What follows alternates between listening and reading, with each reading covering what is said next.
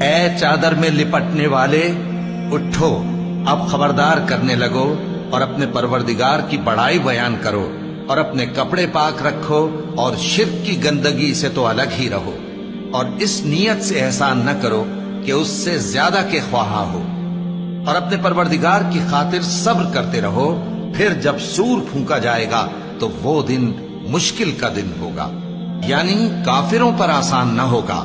مجھے اس شخص سے سمجھ لینے دو جس کو میں نے اکیلا پیدا کیا، اور میں نے اس کو بہت سا مال دیا اور ہر وقت حاضر رہنے والے بیٹے دیے، اور اس کو ہر طرح کے سامان میں وسعت دی، پھر بھی لالچ رکھتا ہے کہ میں اسے اور زیادہ دوں۔ ایسا ہرگز نہیں ہوگا، یہ ہماری آیتوں کا بڑا مخالف رہا ہے۔